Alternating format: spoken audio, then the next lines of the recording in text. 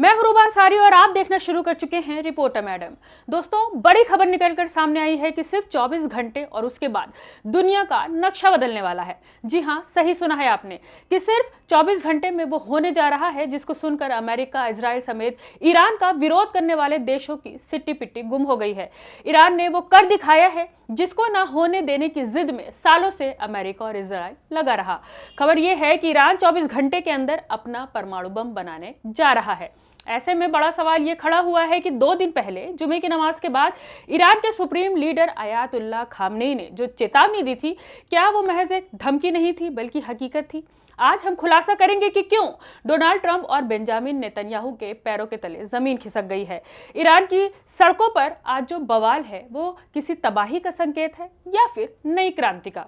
दोस्तों, ईरान काफी दिनों से परमाणु बम बनाने के दावे करता है। खासतौर से जब अमेरिका का प्रेशर ईरान पर बढ़ता है तो अक्सर ईरान इस बात को दोहराता है कि ईरान परमाणु बम बना चुका है।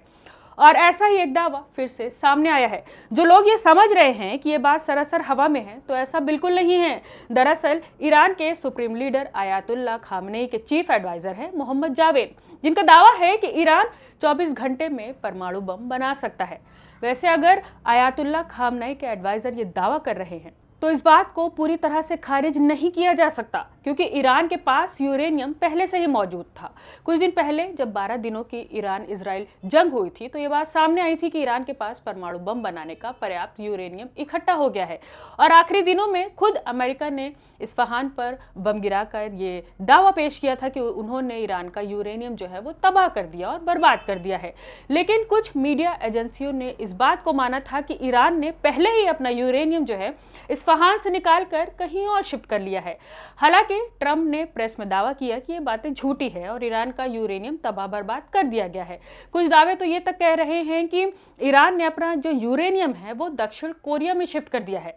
आपको बता दें कि ईरान पर जब इजराइल और अमेरिका ने मिलकर हमला किया था, उस वक्त ईरान यूरेनियम को 60% शुद्धता तक संवर्धन कर चुका था, जो परमाणु हथियार बनाने के लिए आवश्यक 90% के करीब है। साल 2023 में 83.7% के कण भी पाए गए थे। हालांकि इंटरनेशनल एटॉमिक एनर्जी एजेंसी ने पुष्टि की थी कि यूरेनियम की एनरिचमेंट जो है वो 60% से ज्यादा नहीं थी। 2024 के आखिर तक IAEA के अनुसार ईरान के पास 60% एनरिच्ड यूरेनियम था, जिसकी मात्रा 42 किलोग्राम थी। ईरान के पास नतांज और फोर्डो में यूरेनियम इनरिचमेंट प्लांट थे, जिसमें उन्नत सेंट्रीफ्यूज लगे हुए थे जो बड़े पैमाने पर और तेजी से यूरेनियम की प्योरिटी को बढ़ा सकते थे। इजराइल और अमेरिका के हमले के बाद क्या हुआ किसी को नहीं पता, लेकिन दावा किया जाता है कि ईरान के पास 5 से 8 परमाणु बम बनाने के यूरेनियम हैं।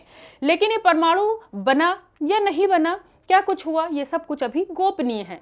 लेकिन आपको बता दें कि पिछले कुछ दिनों में ईरान ने अपने डिफेंस सिस्टम को मजबूत बनाने के लिए रूस से एक बड़ा रक्षा सौदा किया था। इसमें ईरान में गिरने वाली मिसाइलों को रोकने के अलावा कुछ परमाणु हेड मिसाइलें भी खरीदी गई थी। ऐसे में ये सवाल खड़ा हुआ है कि अगर ईरान के पास परमाणु बम नहीं है तो परमाणु हेड को लेकर जाने वाले हथियार ईरान ने क्यों खरीदे? ये बात न सिर्फ ट्रंप को बल्कि नेतन्याहू को भी बहुत बेचैन कर रही है। और बीच में नेतन्याहू इसको लेकर ट्रंप से मिलने वाले थे, लेकिन अचानक में वेनेजुएला का मामला सामने आ गया। ट्रंप का दिमाग और पूरी एनर्जी दूसरी तरफ लग गई। हालांकि अमेरिका ने ईरान को खत्म करने का नया पैंतरा चल दिया है। ईरान में गृह युद्ध जैसे हालात खड़े हो गए हैं और इसके पीछे पूरा खेल जो है ट्रंप और इजराइल का बताया जा रहा है। आपको याद दिला दें कि 2 दिन पहले ईरान के सुप्रीम लीडर खुद सामने आए थे और ईरान की टीवी पर संदेश जारी हुआ था कि ट्रंप और अमेरिका के बहकावे में लोग न आए। साथ ही खामनेई ने सीधे शब्दों में आगाह किया था कि अगर ईरान की संप्रभुता पर आंच आई तो जवाब इतना भीषण होगा कि उसे समेटने वाला कोई नहीं होगा। ट्रंप को लगा था कि प्रतिबंधों की आग में ईरान झुलस जाएगा, लेकिन उसी आग में तपकर शायद ईरान परमाणु शक्ति बनाने की दहलीज पर खड़ा हो गया है। विशेषज्ञों का कहना है कि ईरान में यूरेनियम संवर्धन उस स्तर तक पहुंचा दिया गया है जहां से बम बनाना सिर्फ 24 घंटे का खेल रह गया है। ये वही रेड लाइन है जिसे नेतन्याहू सालों से दुनिया को डराने के लिए इस्तेमाल करते आए हैं। लेकिन सवाल ये है कि ईरान को इस मोड़ पर लाया कौन? क्या ये ट्रंप की मैक्सिमम प्रेशर पॉलिसी नहीं थी? क्या ये नेतन्याहू की उकसाने वाली कार्रवाई नहीं थी?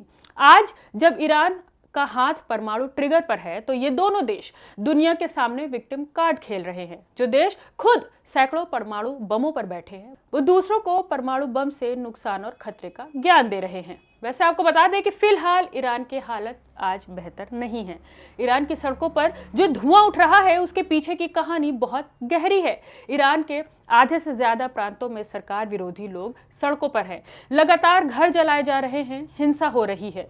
पूरे देश का बहुत ही बुरा हाल है। यहाँ तक कि इंटरनेट 2 दिनों से बंद है। सरकार और देश के लोग एक दूसरे से संघर्ष कर रहे हैं। पेरिस में बैठे रजा पहलवी लगातार वीडियो संदेश जारी करके लोगों को बरगला रहे हैं। आज रजा पहलवी ने जो वीडियो संदेश जारी किया है, उसमें साफ कहा है कि ईरान पर कब्जा कर लो। कहा जा रहा है कि हिंसा भड़की नहीं है, बल्कि कुछ लड़ाके भी जो है वो मैदान में उतरे हैं, जो सीधे सेना से लड़ रहे हैं। पश्चिमी मीडिया इसे सत्ता परिवर्तन बताने की कोशिश कर रहा है, लेकिन सच्चाई ये है कि यह गुस्सा उन बाहरी ताकतों के खिलाफ है जो ईरान को घुटनों पर लाने की कोशिश कर रहे हैं। नेतन्याहू का दावा है कि वो ईरान के लोगों के दोस्त हैं, लेकिन क्या आर्थिक पाबंदियों से, दवाई और खाने पर रोक लगा देने से दोस्ती होती है? ट्रंप और नेतन्याहू ने मिलकर ईरान के आम नागरिक का गला घोटा है। सड़कों पर जो बवाल है वो इसी दोहरेपन का नतीजा है। ईरान के लोग जानते हैं कि उनके असली दुश्मन घर के बाहर बैठे हैं, जो सिर्फ उनके तेल और संसाधनों पर नजर गड़ाए हुए हैं। ट्रंप की वापसी ने मध्यपूर्व में बारूद का ढेर बिछा दिया है। नेतन्याहू को लगता है कि उन्हें खुला लाइसेंस मिल गया है, लेकिन वो भूल रहे हैं कि 2026 का ईरान 1990 का इराक नहीं है। आज के ईरान के पास ऐसी मिसाइलें हैं जो सीधे तेल अवीव और वॉशिंगटन पर प्रहार कर सकती हैं। नेतन्याहू की जुबान पर हमेशा युद्ध का नाम रहता है, क्योंकि युद्ध उनकी राजनीति की ऑक्सीजन है। अगर युद्ध ना हो तो नेतन्याहू को अपनी कुर्सी बचाना मुश्किल हो जाएगा। इसलिए वो बार बार ट्रंप के कान भर रहे हैं कि अब नहीं तो कभी नहीं। ऐसे में साफ है कि अगले 24 घंटे बहुत ही भारी होने वाले हैं।